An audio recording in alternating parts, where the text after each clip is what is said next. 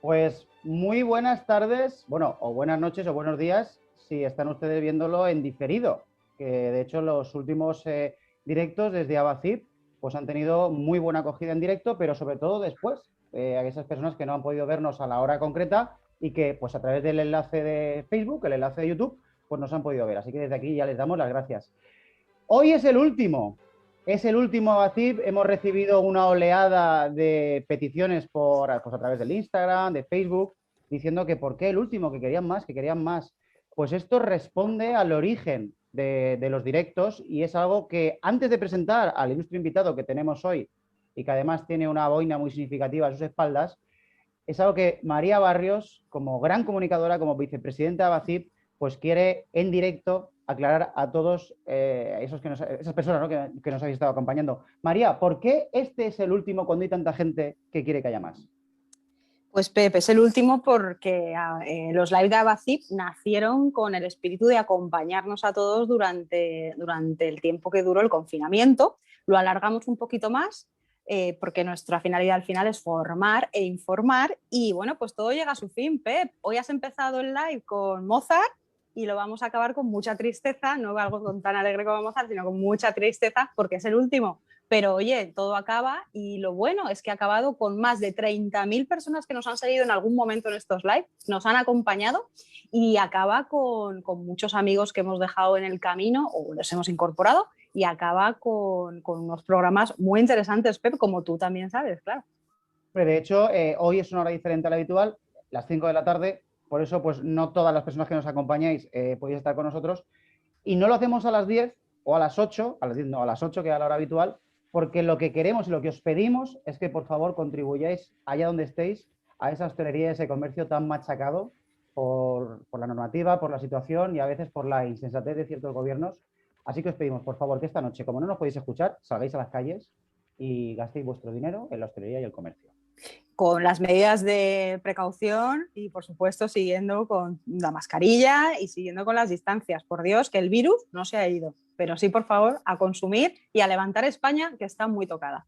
Y con este liberalismo con el que hemos presentado, es la mejor manera de introducir a nuestro gran e ilustre invitado, ponente, conferenciante. Él es un hombre que es un apasionado de la historia de España en general y de los grandes reyes, las grandes monarquías en particular. Don Juan Francisco Rojas, desde Almería, buenas tardes. Hola, muy buenas tardes, ¿qué tal? Oye, muchísimas gracias por estar aquí con nosotros y por atender esa llamada de María Barrio de Abacip, pues para que nos cuentes cuáles han sido, o que compartamos entre los tres, algunas de las grandes broncas de la historia de España. Bueno, aparte de que no llego a ser tan ilustre como se me ha presentado, pero sí soy una persona bueno, que me gusta, que me ha gustado siempre y me ha apasionado la historia de España. Y la pregunta, pues bueno, podríamos preguntar de las grandes broncas en España hemos tenido grandes y sonoras broncas, una larga historia, si tomamos como configuración desde el Tercer Concilio de Toledo en el año 589 con la unión católica del rey y como he dicho, y el altar. Y ha habido muchas broncas, pero si hay que destacar algo y que ha cambiado mucho la configuración y la cosmovisión del mundo, ese ha sido el siglo XIX en España, bueno, y en el resto de Europa, porque al final fue unas pugnas entre lo que era una cosmovisión del antiguo régimen en decadencia, con todos los problemas que ya tenía, con un desgaste que ya venía de atrás, y esa pujanza de la revolución, de las consecuencias de la Revolución Francesa y lo que trajo consigo desde la Ilustración al liberalismo que fue, bueno, implantándose en los distintos países de Europa. Pues, y sin embargo, Juanfran, yo es que sabes que siempre interrumpo, ya sabéis todos los que nos estáis viendo, yo interrumpo siempre a los ponentes y a Pep, pero y sin embargo en Estados Unidos fue el siglo XIX el siglo del gran despertar. Fíjate que aquí en Europa que estábamos todos fastidiados, en Francia ya ni os lo podamos a decir porque ya lo sabéis, en España ahora Juanfran nos contará, pero en Estados Unidos el auge fue increíble en el siglo XIX, claro. Sí, va de la mano la caída en desgracia de un imperio, el imperio español, que iba viniendo a menos, con la pujanza de lo que era en este caso al otro del Atlántico y que habían sido antiguas colonias británicas de lo que luego se conocería como Estados Unidos. O sea que va de la mano una cosa con la otra. Claro, al final la caída de un imperio siempre propicia el auge de otro, igual que la caída de gracia de un político pues propicia la subida de otro o un estilo de liderazgo. María, antes de entrar en debate aquí con Juan Francisco y que luego le preguntaremos esa boina a sus espaldas a qué responde, ¿tú crees, María Barrios, como nuestra gran experta que eres en comunicación política, que los conflictos a día de hoy son igual a los que había antes, pero nos lo tomamos de otro modo, de una manera más civilizada y eso responde a que la gente no salga a las calles con antorchas? ¿O son unas broncas tales como las que había en su momento? No, vamos a ver, España ha sido un país problemático desde la historia del confín de los tiempos y lo será siempre. Ahora mismo es verdad que la democracia ha traído uno de los periodos más largos de paz de nuestra historia. Eso es cierto. Con menos conflictos y, por supuesto, con menos sangre. Eso es una realidad. Y bueno, pues al final evolucionamos, pero es verdad que la actualidad política en estos días está calentita. Está calentita, pero ya lo ha estado siempre. Lo vuelvo a repetir. Mira, Amadeo de Saboya, que no sé si nuestras televidentes sabrán, pues Amadeo de Saboya fue un rey que duró 2 años aquí, ¿vale? Siglo XIX, finales. Y Amadeo de Saboya renunció y en su carta de renuncia dijo que los españoles eran ingobernables. Y esto lo digo yo con 2 puntos comillas. Don Amadeo, mira, aquí le tenemos. Este señor tan simpático y estupendo, que aquí parece un buen agente, ¿verdad? Hombre, pinta pues de simpático y estupendo no tiene, pero bueno. Es que sí, hombre, sí, lo que pasa es que le sacan siempre sin sonreír. Hombre, tiene uno de los ojos un poquito tristes, pero es cierto que tiene motivos para tener los ojos tristes, Pep. Este hombre vino de Italia, le trajo el general Prim, y cuando este hombre venía en barco a España a ser rey, el general Prim convenció a las Cortes y le nombraron rey en un periodo en el que no había rey en España, ¿vale?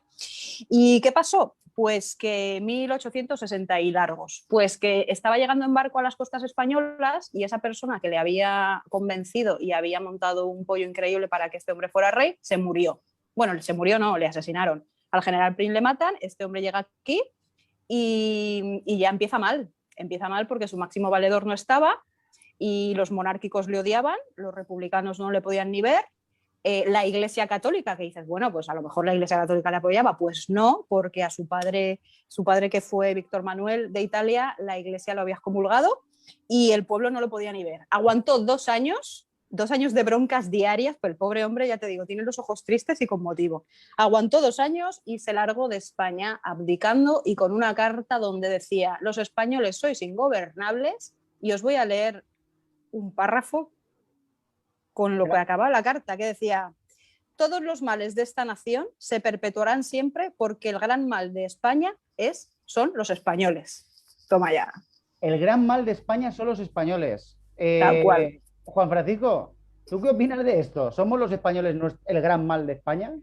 Yo creo que en base también a eso, España también ha resistido a las continuas pugnas que ha tenido y sobre todo gracias también a los mismos españoles. Antes ha dicho, María, que ha habido demasiados conflictos que han sido sangrientos y ahora estamos en una paz duradera. Pero yo no sé si decir que igual de tan malos son los conflictos o estar en un continuo conflicto y que sean sangrientos, como también que una nación caiga demasiado en el conformismo, ¿vale? Yo creo que tan malo es, sí, salvando siempre las distancias, pero creo que no beneficia ninguna de las dos cosas. Y es verdad que España ha sido difícil de gobernar, como hemos dicho antes, incluso de Viriato para los romanos hasta el último momento hemos dado alguna serie de problemas, sobre todo a quien ha intentado invadirnos, claro. Aquí, bueno, ya tenemos Facebook, está pues como siempre ardiendo. Nos mandan saludos Raquel Pascual, Nolenoe, Gloria. Bueno, y Raúl Vicedo hace una mención al hijo de Amadeo de Saboya, Luis Amadeo de Saboya. Y sabemos que hace una mención porque el hijo de Amadeo de Saboya fue un reconocido explorador, marinero, montañero y geógrafo, igual que don Raúl Vicedo. Y bueno, como hoy queremos hacerlo ligero, porque el tema es muy denso, María, ¿puedo a Juan Francisco hacerle otra pregunta? Pues hacerle todas las del mundo. Para vale, eso está. Le vamos a acribillar hoy. Te lo agradezco. En tu opinión, y ahora luego pasaremos a la tuya, doña María Barrios, Juan Francisco, ¿quién fue el peor dirigente de la historia de España? Bueno, es muy complicado. Hemos tenido hemos tenido grandes dirigentes, grandes líderes, grandes monarcas. Hemos tenido monarcas menos, bueno, que han sido menos beneficiosos para los españoles. Y yo voy a ser un poco políticamente incorrecto en este sentido. Yo creo que por el momento que tocó vivir, por el contexto del desgaste del momento del antiguo régimen, por la personalidad que tenía en su forma de gobierno, donde le importaba poco la gobernanza, sino que se dedicó a dejarlo inválido. Yo, para mí, uno de los peores gobernantes, frente a esos que dicen que fue Fernando VII, para mí fue su padre, Carlos IV. ¿Sí? ¿Tú crees que Carlos IV fue peor que Felipe? Pero vamos a ver, Fernando VII. Yo esperaba un Fernando VII. Yo creo que deberíamos hacer una porra. Fernando VII, vamos a ver, Fernando VII, al final, esto es también la historia también es parte de que la escriben los vencedores, y Fernando VII se ganó fama sobre todo contra los liberales. O sea, al final el liberalismo acabó venciendo y acabó implantando, bueno, que el mayor demonio, el mayor enemigo que se encontró, porque es verdad que luego la Constitución de Cádiz, cuando Fernando VII volvió a España, y sobre todo tras el manifiesto de los persas, donde, bueno, una serie de diputados en Cortes, pues, pedían esa abolir ese régimen liberal que se había convertido casi que también para ellos en más despótico que lo que venían viviendo en el absolutismo. Pero Juan, una duda, porque a ver, a Fernando VII, para empezar le llamaban el rey felón, para seguir era un poco traidor era el hombre. Lo primero pero fue felón para quién. Yo quiero que nos pongamos en contexto. ¿Para quién fue felón? Para la historia fue felón. Fue felón para los liberales. Bueno, busca libros de historia. Y tenía dos motes, Pep. Uno era el rey felón y otro era el narizotas, porque era más feo que Picio, por cierto. Pero a ver, un momento, este hombre... Fernando VII fue un oportunista. Y más feo que Picio. De principio a final, creo yo. Y además es que este hombre, una de las primeras cosas que hizo nada más llegar aquí, se cargó las Cortes, se cargó la Constitución, se cargó las Cortes, se cargó los ayuntamientos, persiguió a los liberales. Se cargó a aquellos, que lo habían vuelto a traer a España. Es decir, el tío que por otro lado, el mayor traidor de la historia de España. Pero espera, la mayor traición no fue esa. Pero si Juan Francisco dice que Carlos IV es peor, yo me gustaría saber. Yo considero que intentó casarse pidiéndole de rodillas a Napoleón, porque se lo pidió. Fernando le dijo, se fue a París y le dijo: Napoleón, por favor, cásame con una de tus sobrinas porque yo quiero emparentar contigo. Eso lo hizo Fernando VII. Eso no lo hizo. Yo pido, mientras Juan Francisco contesta, que los que nos estáis viendo en el chat nos digáis si Fernando VII o Carlos IV. Yo he querido ser políticamente incorrecto, como he dicho antes, frente a la teoría máximamente implantada. Yo tengo claro que Carlos IV fue un hombre sin personalidad, una personalidad prácticamente nula, y ante unos momentos tan importantes como sucedió con el motín de Aranjuez, el famoso motín de Aranjuez, donde un asustadizo, en este caso Carlos IV, echando sobre todo vista atrás con lo que había pasado con Luis XVI en la Revolución Francesa, pues se abdicó y esa abdicación pues es admitida incluso por los españoles, donde también hubo un enfrentamiento entre este y su hijo, que luego al final no se vio nada más que la captura de Godoy, y el intento de dar marcha atrás por parte de otra vez de Carlos IV, y apoyado también por los franceses. Y es ahí cuando se van cuando ambos se van a ver a Napoleón, y al final los lía y lo hace renunciar a ambos en favor de José Bonaparte, en su hermano José Bonaparte. Desde luego has roto esquemas con lo que nos has comentado, porque entre Carlos IV, este señor así regordito y con esa pinta de simpático, y este elemento, pues vamos. Es que era muy felón él. No, pero ¿Qué le vamos a hacer? Ya no solo eso, sino la manera en que trató a los propios españoles que apostaron por él, que de hecho esto me está sonando algo bastante actual, pero bueno, no vamos a entrar ahí. Entonces, el peor dirigente de la historia para don Juan Francisco fue Carlos IV. Para mí fue Carlos IV. Oye, y por curiosidad, Juan, ¿y quién fue para ti el mejor? Yo soy muy de Felipe ¿O está por...? II. Bueno, vale. Yo Bueno, soy muy de Felipe II, yo ¿más creo. más que los Reyes Católicos? Bueno, los Reyes Católicos tuvieron una aportación definitiva en lo que supuso al final la unión de los diferentes reinos cristianos y concluir lo que habían sido 800 años de la luego llamada Reconquista, que yo creo que más bien eso se trató de una cruzada. La Reconquista es un nombre que se le puso luego en el siglo XIX, pero los reyes tuvieron una aportación definitiva en lo que fue eso, el concluir esa Reconquista que llevamos 800 años y que al final era unir no nos olvidemos, no solamente territorialmente, sino en lo espiritual, en lo que se había configurado desde el año 589 con el Tercer Concilio de Toledo, que fue la unión del altar y el trono como una unión indivisible, que al final los reyes católicos fueron los que se cargaron en concluir. Y bueno, y con todo esto relacionado con el tema de las broncas, ya que nos hemos centrado en esta época de Carlos V, Fernando VII, ¿qué sucedió en la Guerra de Independencia?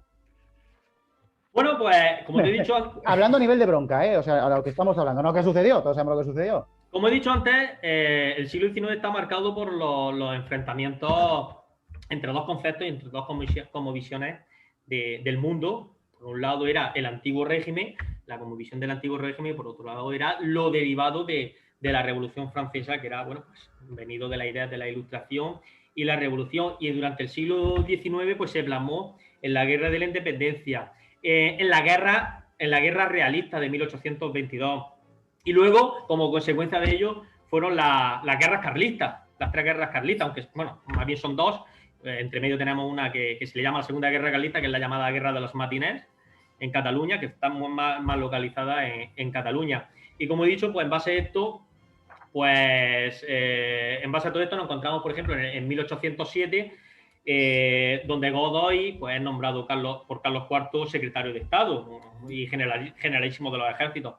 Y bueno, en el Tratado de Fontainebleau, en virtud de un acuerdo con Napoleón para permitir el paso de las tropas francesas para invadir Portugal, pues luego se descubre que las pretensiones de Napoleón pues eran bien distintas y nos encontramos que al final pues quería también apropiarse de España. Y entonces pues a raíz de eso, que en 1808 nos encontramos también con el motín de Aranjuez, que fue, pues, como he dicho antes, la abdicación de Carlos IV por parte, y la ocupación del trono en favor de Fernando VII. Esto se entendió como una forma irregular de acceder al trono y Fernando VII lleva a buscar su legitimidad, y ahí nos encontramos pues, bueno, a Napoleón, como he dicho antes, atrayendo a Fernando VII y a Carlos IV para al final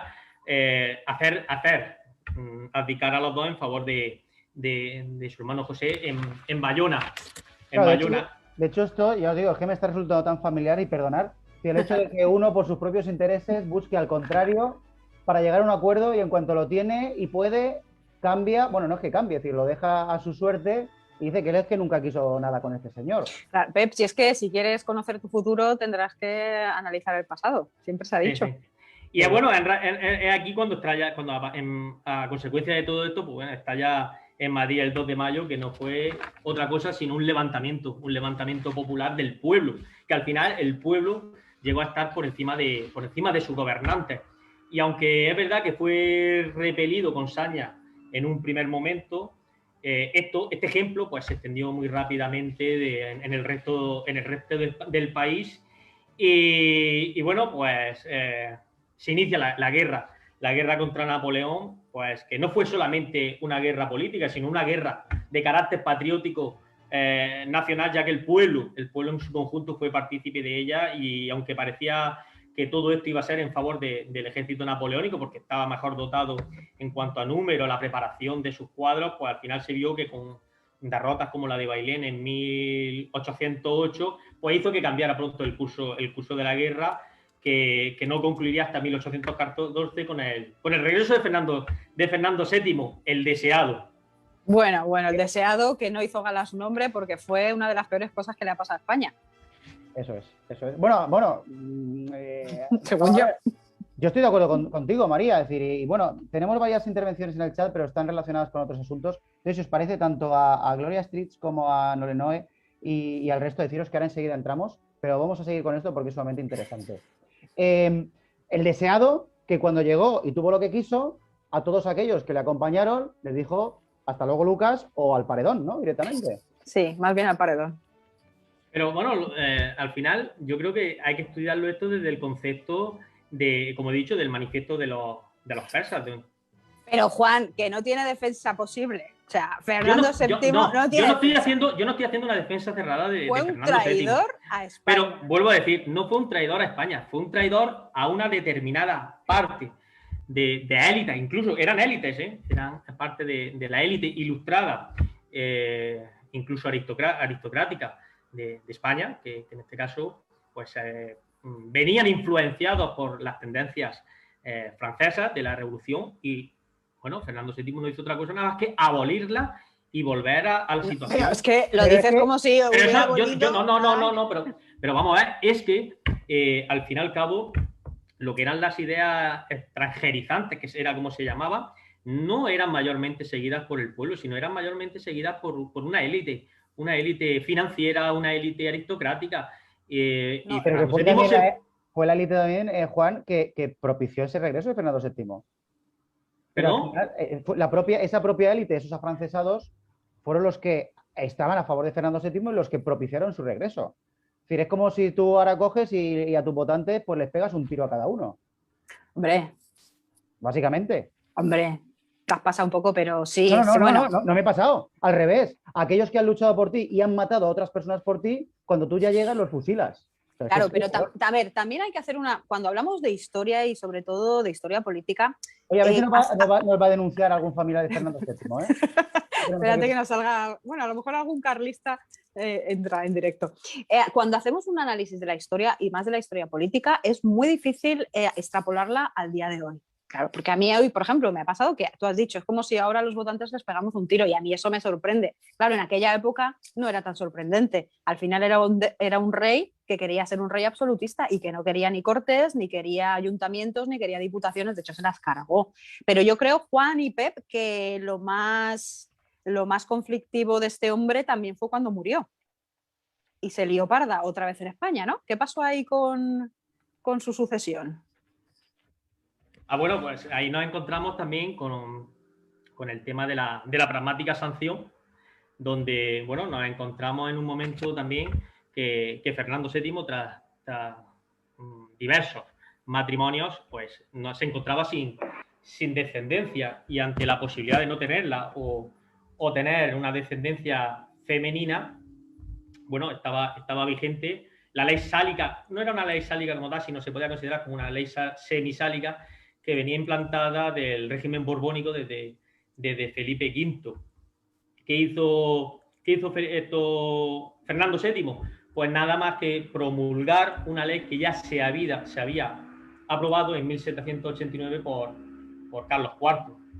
Lo que pasa que, bueno, ahí pues estaban los partidarios de su hermano, de don Carlos María Isidro, que en todo caso él se reconocía con los derechos para heredar el trono de España y no reconocían la legalidad de esa promulgación, porque ya había estado aprobado, pero no se reconocía la legalidad de esa pragmática sanción y se tomaba con los derechos como propios de heredar el trono de España. Y es ahí cuando, bueno, hubo ahí determinados movimientos donde Fernando VII aprueba la pragmática sanción, luego parece ser que obligado o que cambia de opinión porque estaba en los últimos años donde una enfermedad de la gota lo tuvo prácticamente postrado en la cama y prácticamente, bueno, pues moribundo, pues la derogó y luego parece ser, y ahí intervino, y no sé si conocéis una historia o una leyenda de una bofetada, que fue la que parece ser que hizo cambiar el curso de la historia para que Fernando VII se retractara y volviera a promulgar la pragmática sanción. Una bofetada que le dicen que le pegó la hermana de María Cristina, la reina, la mujer de Fernando VII, por su falta de carácter de convencer a Fernando VII para darle los derechos de sucesión a su hija Isabel II. Esta mujer, esta hermana de María Cristina, fue la que se desplazó a España para convencer a su hermana, y todo fue gracias a un bofetón que le dio a la hermana por su falta de carácter para convencer a Fernando VII. La convenció de una manera, y lo estoy ahora viendo porque no tenía ni idea de eso. Juan, gracias por comentarlo. Dice, manos blancas no ofenden. Parece ser que le Esa, la frase que le dijo cuando le dio el bofetón. Y luego, bueno, pues, como he dicho, a partir de ahí es cuando se inicia otro movimiento de reacción, que es el comúnmente llamado como carlismo, que surgió, pues, como he dicho, como un levantamiento social en defensa. ¿Qué es el carlismo, Juan? Porque ahora sí que te lo vamos a preguntar. ¿Y qué es eso que tienes ahí detrás de color rojo? Aquí tengo una boina o una chapela, como se le quiera llamar, roja, que es uno de los símbolos del carlismo. Era una indumentaria que llevaba Carlos María Isidro y sus partidarios en aquellos momentos, y un poco es un símbolo que distingue al carlismo en este sentido. El carlismo, como he dicho, es un levantamiento social, porque tuvo un gran apoyo social en defensa del pretendiente al trono y hermano de Fernando VII, Carlos María Isidro, y no se limita solamente a una cuestión dinástica, sino fundamentalmente pues está metido dentro de un trilema o tetralema, como se le quiera llamar, el Dios, patria, fueros y rey, entendiéndose que los fueros son parte de la patria, y sobre todo en oposición al liberalismo y a esas nuevas tendencias que venían dándose desde el siglo XIX. Como he dicho, el carlismo no es ni más ni menos que la consecuencia de esa guerra de la independencia, ese levantamiento contra el francés, la guerra de la independencia, luego la guerra realista, y luego vino a ser este levantamiento popular contra las doctrinas liberales y la secularización que traían estas doctrinas. Y realmente fue una lucha, como he dicho antes, de dos cosmovisiones. Y se produce pues la crisis de que en años anteriores que ya venía arrastrando el antiguo régimen y el desgaste, el carlismo, por ejemplo, no se entiende. No se entiende sin los ideales esenciales que defienden pues la guerra contra el francés, y que irá formando un pensamiento que luego se conocerá como el tradicionalismo español. Entonces, el carlismo está en contra del liberalismo en este caso. Evidentemente, el carlismo fue un movimiento, como he dicho, contra el liberalismo y la fundación de los estados-nación que se han conocido después de los periodos revolucionarios. ¿Y a día de hoy uno puede seguir sintiéndose carlista? Pregunto. Sí, el carlismo no es más que una forma de entender la vida. Es una forma que está basado, como he dicho antes, en tres principios: el Dios, patria, fueros, rey. Dios como principio configurado de la creación y del hombre, y sobre todo de la sociedad, en la que no se puede excluir a Dios de la vida pública y social, y entenderlo como solamente una mera creencia individual. La patria como una expresión anti-individualista, pero tampoco en el sentido comunista, en la que el colectivo está por encima del individual. Entonces, pues no podemos ser quienes somos si no pertenecemos a una sociedad concreta y somos parte de esa naturaleza.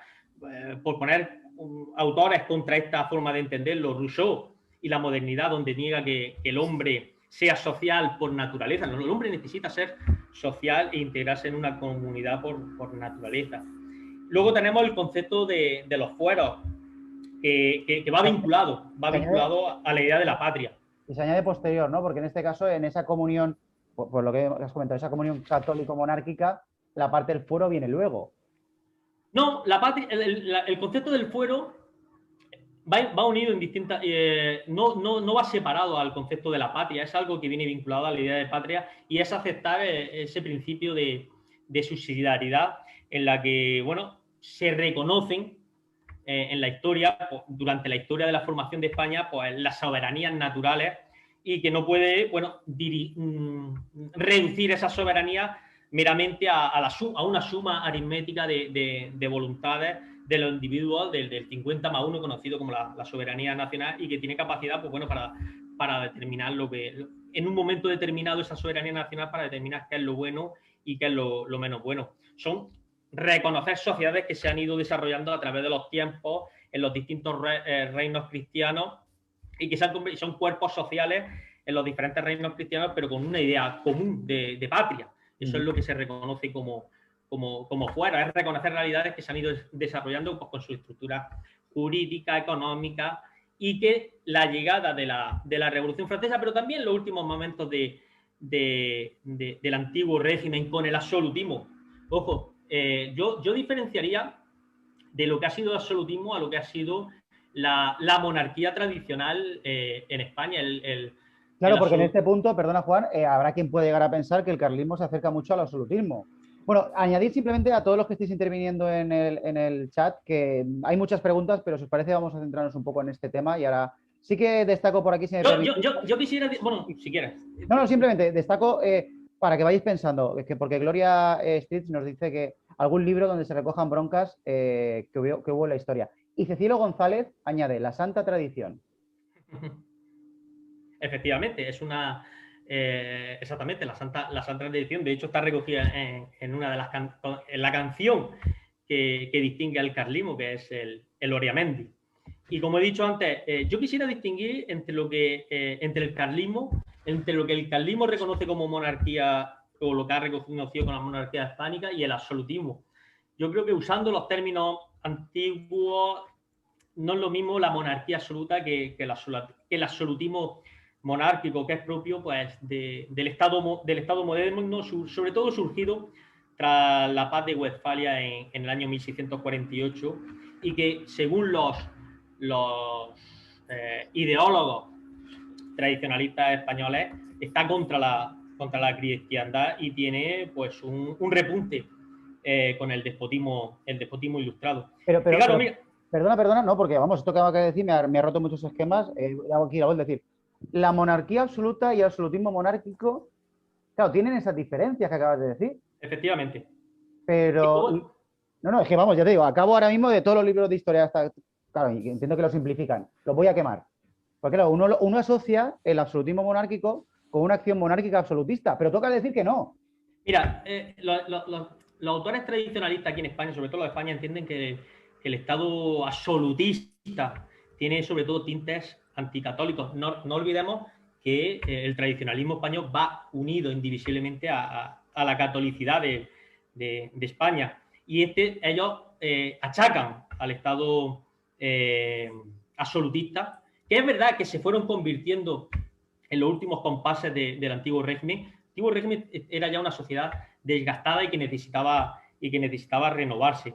Y como he dicho antes, los autores tradicionalistas entienden que el Estado absoluto, pues, tenía tintes ya anticatólicos a través del jansenismo y que son, bueno, particulares. Sobre todo eso venía con la monarquía borbónica, la monarquía francesa, y que son, pues, se hacen evidentes, por ejemplo, con Carlos III y Carlos IV. Y es verdad que esto, pues, que todo esto no está depurado en los primeros compases del levantamiento carlista, sino que, bueno, en principio se levantan por el absolutismo o por la monarquía absoluta de Don Carlos. Pero, como he dicho, no era un alineamiento con ese absolutismo, sino que, bueno, lo que querían era sacar, cuando se produce ese levantamiento en apoyo y ese fervor a Carlos María de Isidro, lo que querían sacar eran digamos, los elementos positivos de la monarquía tradicional, sin entrar en los aspectos negativos, y que se necesitaban depurar en aquellos momentos. Pues, mira, y perdona que también te voy a interrumpir, que estoy viendo aquí en el chat, Cecilio González añade algo que además dice que es muy curioso, es cierto, dice, curiosamente, el mayor apoyo al carlismo tuvo lugar en territorios históricos como Cataluña, Navarra, País Vasco. Y apunto, en la primera guerra carlista, lo que pasa es que es común a identificar al carlismo con Navarra, con Cataluña.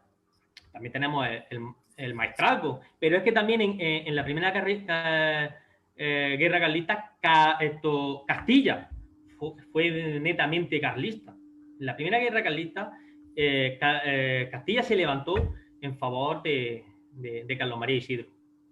No, pero claro, llama la atención dentro de ese concepto del carlismo que País Vasco o Cataluña, con lo que han sido, lo que son y lo que algunos quieren que sean, apoyasen este carlismo. Y a mí por lo menos me llama la atención, quizás desconocimiento. ¿Pero a qué te refieres? Pues en el caso de que, por ejemplo, en los territorios como Cataluña y Navarra, que son territorios, perdón, Cataluña y País Vasco, que son territorios que conocemos, que han pretendido siempre tener un autogobierno y que, bueno, Cataluña de hecho históricamente, bueno, ya han mentido en todo porque han falsificado libros de actas por un tubo, como sabéis, y libros de apellidos para vender una historia que no es. Es decir, se venden como que ellos no quieren más rey que el suyo.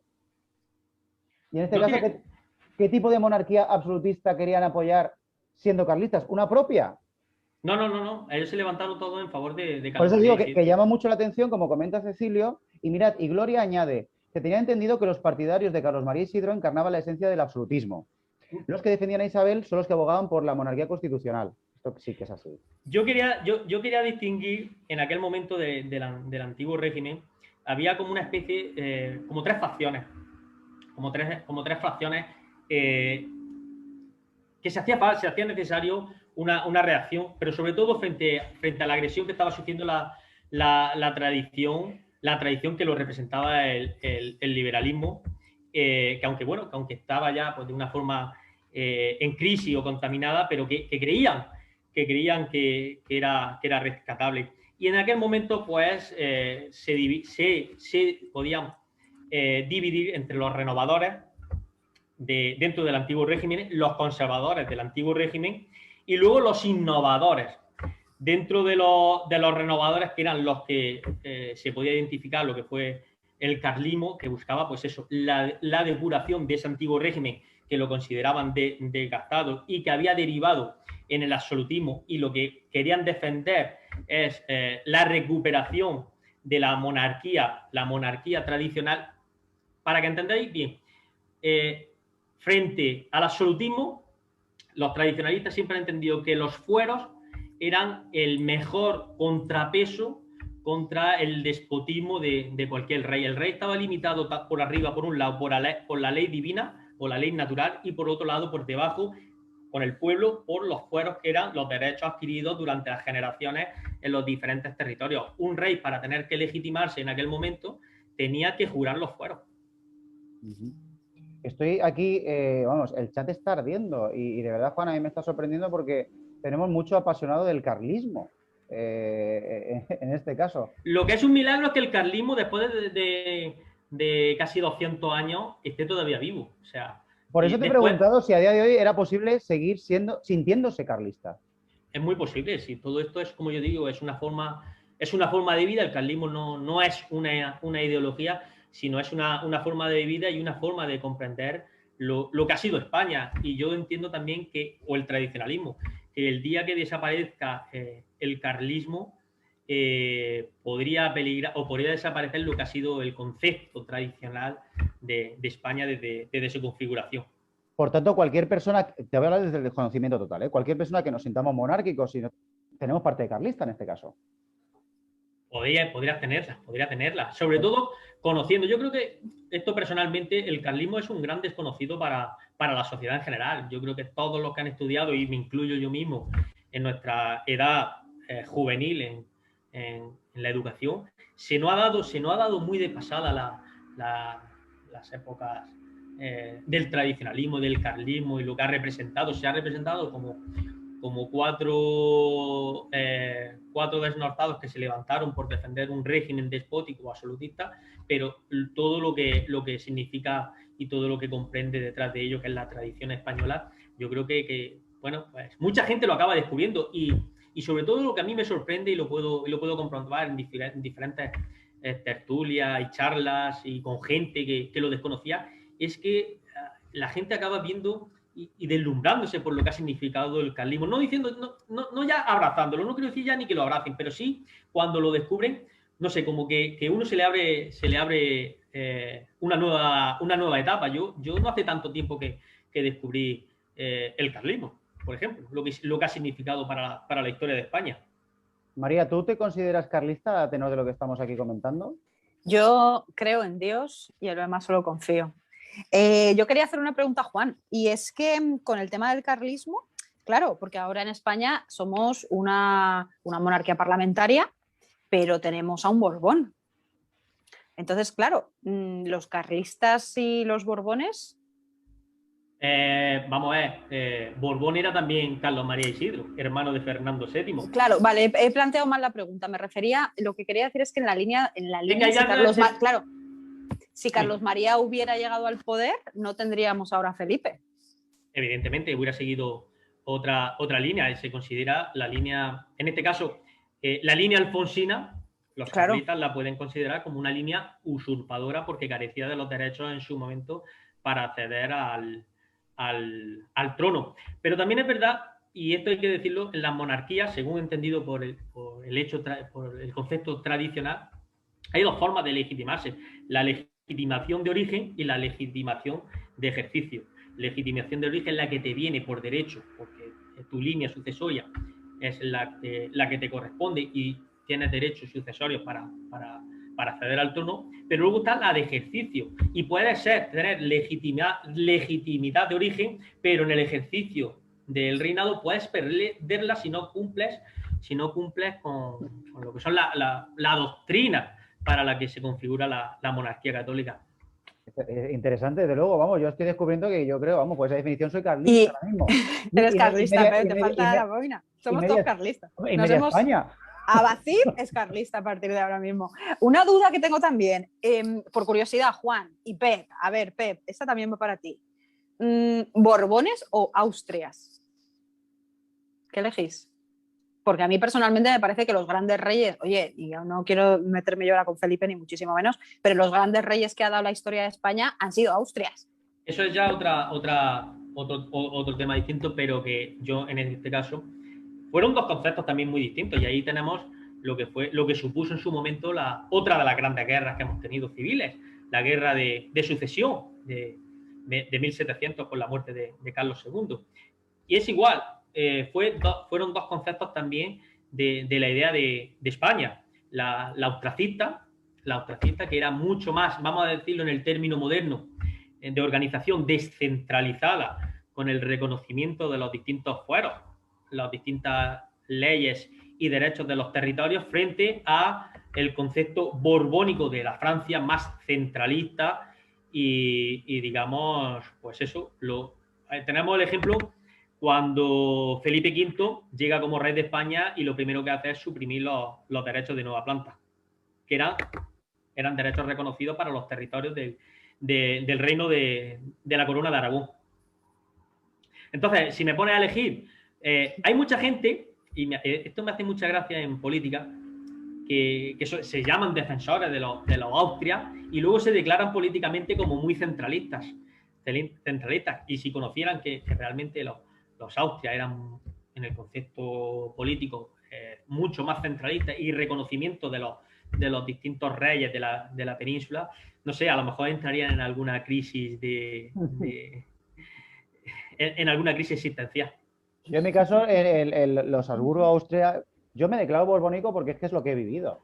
Yo a nivel de historia sí puedo llegar a opinar, pero yo me quedo con este caso, con los Borbones, que es lo que he vivido y lo que nos ha dado pues una estabilidad como no se ha conocido en este país, y espero que por muchos años. Bueno, eso ya sería entrar en una cuestión que si quieres podemos discutirlo en otro tema, que es monarquía parlamentaria o monarquía tradicional, o qué es el concepto monárquico. O sea, ya habría que ir a ese tema. Si o república. Ahora estamos, o república, o si ahora mismo es una monarquía, no es monarquía, es una república coronada. Estado federal.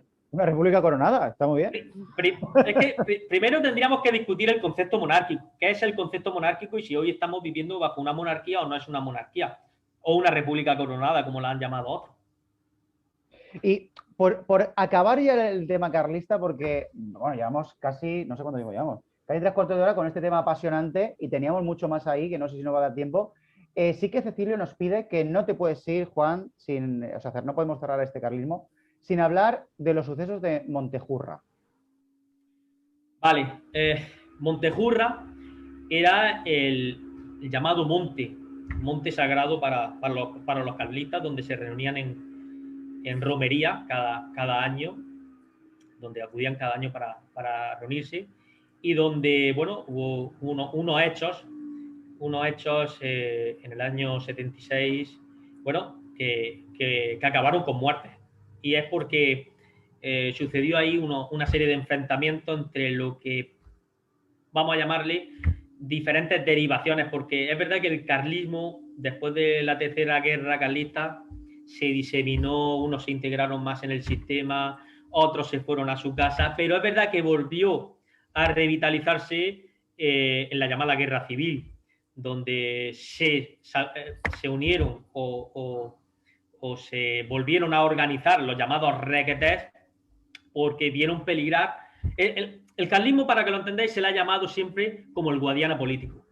Lo mismo se parecía desaparecer que aparecía en cualquier momento, y es verdad que aparece de nuevo, se organizan los requetés en el año 31, después de la pérdida de la tercera guerra carlista del año 1876, y volvió a surgir con esplendor en el 31. Y es verdad que se unieron al Ejército Nacional. Y hay aquí una anécdota.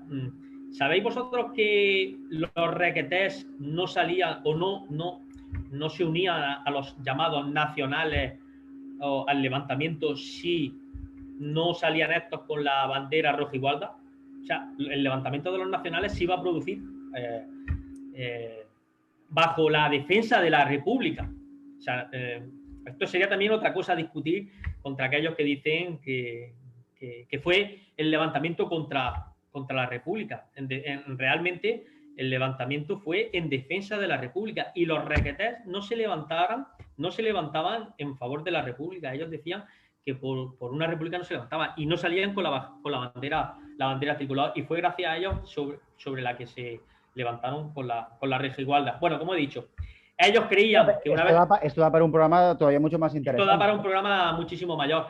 Y bueno, ellos pretendían que una vez acabada la guerra, o en este caso el golpe de Estado en un primer momento, el golpe de Estado y luego la guerra, pues que esto supondría la restauración de lo que era la monarquía tradicional, cosa que vieron que Franco no tenía la menor intención, y lo que llevó a muchos es otra vez a sentirse traicionados. Y fíjate una de las cosas que dicen los carlistas, que para ser la primera guerra fue la peor victoria, fue la victoria más agridulce que nunca tuvieron, porque se sintieron traicionados. Entonces, pues bueno, vimos en qué derivó, en la dictadura del general Franco. Ahí el carlismo ya prácticamente se desintegró. Luego nos encontramos con los problemas sucesorios de la línea Borbón-Austria, con la muerte del rey pretendiente don Alfonso Carlos, donde hubo que recurrir a una dinastía de una casa más o menos secundaria, pero que era descendiente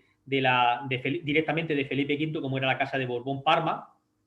Y bueno, ahí estaba don Javier de Borbón y Parma. Don Javier de Borbón y Parma tuvo dos hijos, tuvo varios hijos, pero entre ellos tuvo a don Carlos Hugo, que fue el primero y el sucesor, y don Sixto de Borbón. Y en los años 60 hubo ahí una deformación, también como las consecuencias del Concilio Vaticano II, la confusión que generó también el Concilio Vaticano II, porque, como he dicho, el carlismo y la religión han ido siempre de la mano. Entonces produjo una confusión, y donde, bueno, entre otras cosas, se empezó a no socializar, sino que se empezó a llenar parte de esas facciones carlistas de personas que entendían que el carlismo, haber sido un movimiento social y popular, podía tener algo que ver con el socialismo.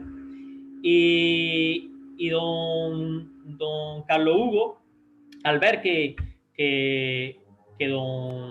Franco pretendía instaurar la monarquía en favor de la línea alfonsina, en este caso de don Juan Carlos, se quiso arrogar ser el representante de la línea comunista o roja de España. De hecho, a don Carlos Hugo se le llamó el Rey Rojo.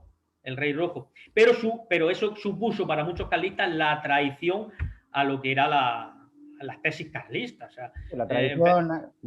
empezamos a ver que de lo que se defendía el Dios, patria, fuero, rey, empezaron a defender democracia, libertad y autogestión. Nada tenía que ver con las tesis carlistas. Y aquí fue don Sixto de Borbón, hermano de don Carlos Hugo de Borbón, el que levantó la bandera contra su hermano, porque decía que había hecho degenerar lo que tenía que ser, bueno, pues una forma de entender la monarquía. Y ahí, a raíz de todo eso, cuando llegaron los sucesos de Montejurra, donde supuestamente se enfrentaron estas dos facciones, aunque bueno, hay especulaciones y hay teorías que para terminar de acabar con el carlismo definitivamente, pues participaron lo que también se llaman las cloacas del Estado. Juan, una pregunta.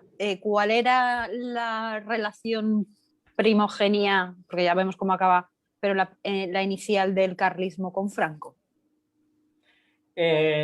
Con Franco no fue mala.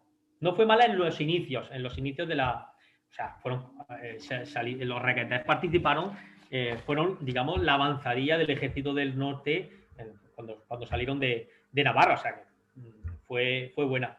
Pero sí es verdad que muchos se sintieron traicionados cuando al final vieron que esto no iba a suponer la instauración de la monarquía tradicional. De hecho, bueno, muchos se fueron a su casa y vieron todavía una traición mayor cuando Franco, para anular y convertir en el partido único del régimen, el decreto de unificación de las dos facciones que participaban también, que era la Falange y la Comunión Tradicionalista, donde el decreto de unificación dio con Falange Tradicionalista de la Jonfe.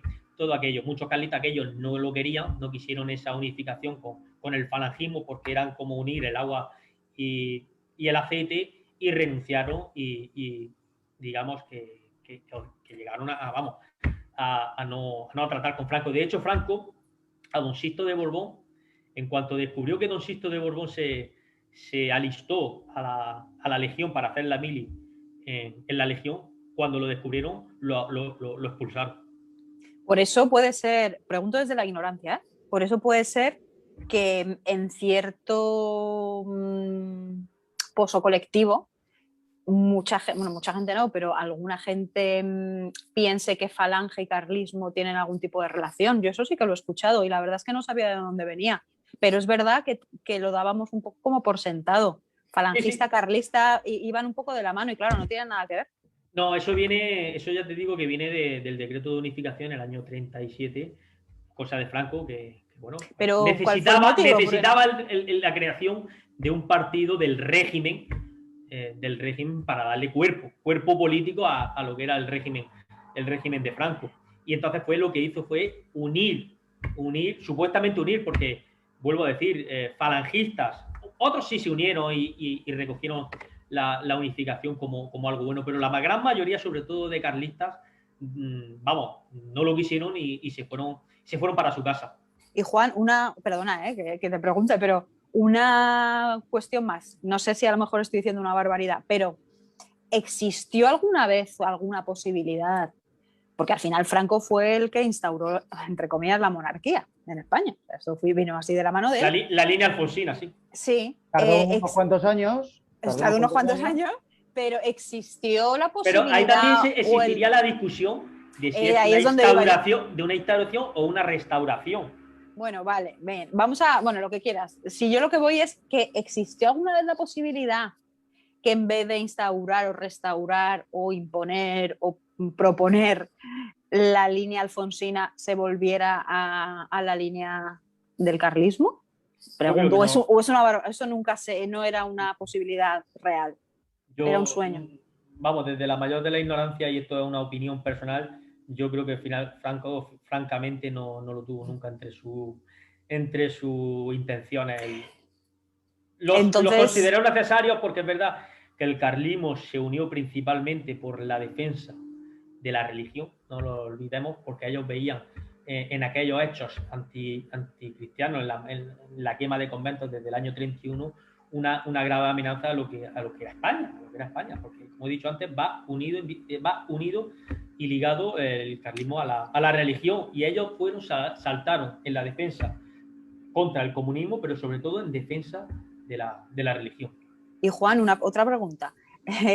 Entonces, ahora mismo, la gente que se llama carlista o el movimiento carlista en España, el objetivo es meramente romántico, porque ya no existe ningún tipo de posibilidad pues, de que todo eso, o sea, de que su objetivo se alcance, que es la instauración de otra línea que no sea la de Felipe VI. Entonces, ahora el movimiento es tipo más filosófico romántico. Lo has dicho muy bien. Incluso hay autores tradicionalistas que han dicho que esto pasó de ser una forma de vida a convertirse en una teorización, en una teorización de entender lo que es el carlismo. Pero sí es verdad que lo que se considera todavía un milagro es que todavía existan pues, personas que ven en el carlismo y en la sucesión dinástica bueno, pues legítima, lo que se entiende por legítima como una posibilidad que se te contempla. Yo creo que mientras existan carlistas existirá la posibilidad de que se restaure esa legitimidad. ¿Y existe? Es decir, ¿de cuántos números de carlistas en España estamos hablando ahora? No sé si hay un censo, si hay una asociación, no, están constituidos como algo. Ahora mismo son pequeñas facciones que, bueno, pues que se dedican en forma de editoriales a difundir y a dar conocimiento de forma cultural en distintas asociaciones, pero no existe ahora un movimiento unificado, unitario, no existe. Pero como he dicho antes, el carlismo ha sido conocido como el Guadiana político, cuando se le ha visto o se ha creído desaparecido en los momentos menos esperados, ha vuelto a revitalizarse y a aparecer, porque al fin y al cabo es la esencia de lo que ha sido España durante los últimos 1500 años. Y una cosa, hablamos mucho de carlistas en masculino. ¿Hay alguna figura representativa del carlismo o alguna figura femenina? Totalmente, y se les llama margaritas. Anda, ¿por? Tampoco lo sabía. ¿Por qué margaritas? No, si te digo la verdad no lo sé, pero el concepto... Tengo margaritas ahí. El nombre que se le da a las mujeres carlistas son el de Margarita, y sobre todo durante la Guerra Civil muchas hicieron una gran labor, sobre todo en materia de auxiliar a los caídos, a los enfermos y a los heridos en la Guerra Civil.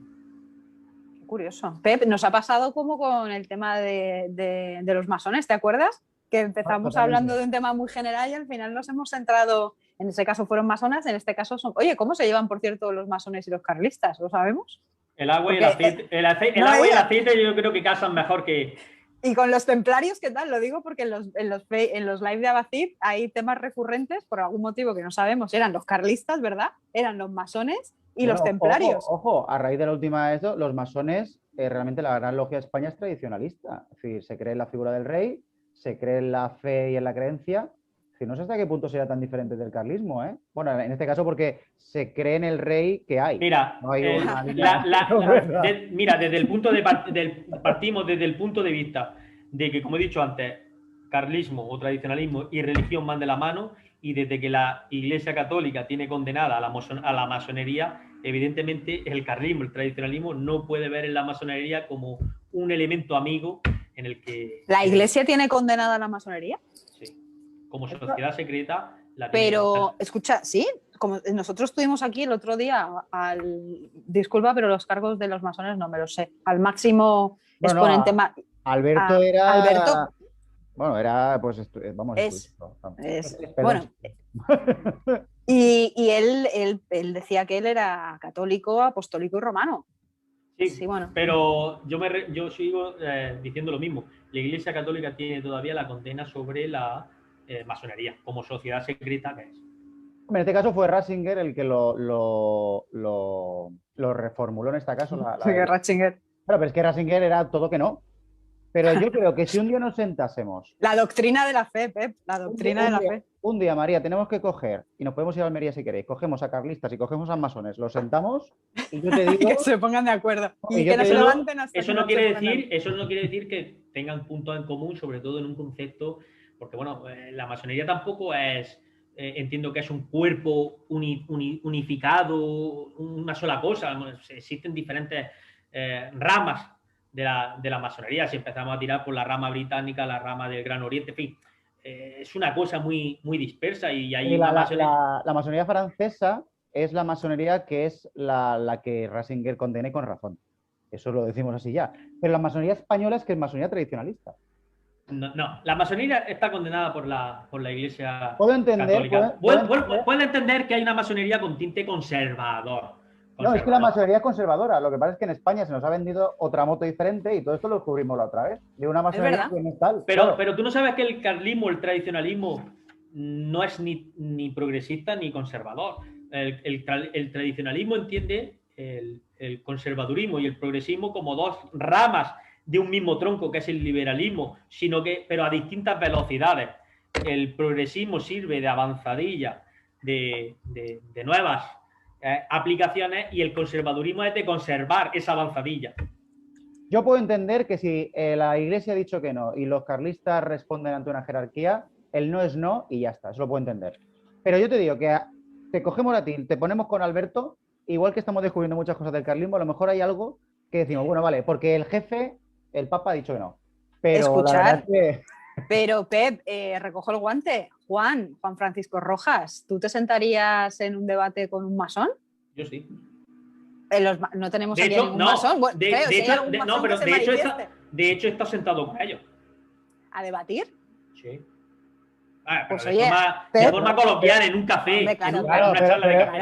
Pero es que, María, los has pintado esto como decir, oye, ¿tú te atreverías a sentarte con un carlista? Ni que no, es que no, pero es que no tengo aquí ningún masón al que preguntarle si aceptaría pues, a Pablo Carreres. No, a Pablo Carreres no lo tenemos aquí para preguntarle por los templarios. No sé si vendría con la espada o sin la espada. Escucha a Pablo, siempre viene con la espada preparada. También había una leyenda ahí de atribuirle a la masonería como descendencia de los templarios. Sí, pero eso ya vimos que no, que eso, vamos, eso es... Por eso te digo que creo que todos, igual que nos ha pasado, por lo menos me pasó a mí tanto con la masonería como con el carlismo, venimos de unas ideas que, a no ser que haya alguien que sepa lo que te está diciendo, como es tu caso, como fue el caso de Alberto, partimos de unas premisas que no son las reales, sino son las que nos han contado, nos han querido contar. Entonces yo estoy convencido que si, por ejemplo, al Papa un masón le explicas lo que es la masonería, levanta el y nos podemos ir todos juntos a... Además tenemos que fue Ratzinger quien tomó y escribió ciertas encíclicas sobre el tema de la masonería, pero tenemos a Francisco, que no solo no se ha pronunciado... Francisco, el cantante, no, el Papa. El Papa, el cantante no, el cantante sí que se ha pronunciado en muchas ocasiones.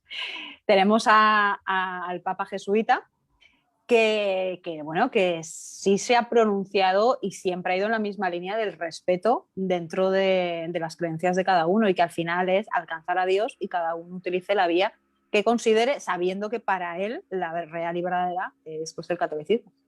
Mira, al final, ahora mismo lo estaba viendo ahora mismo aquí, que actualmente la legislación que se rige por el derecho canónico, en este caso promulgado por el Papa Juan Pablo II en 1983, en su canon 1374 señala lo siguiente: quien se inscribe en una asociación que maquina contra la Iglesia debe ser castigado con una pena justa. Quien promueve o dirige esta asociación ha de ser castigado con entredicho.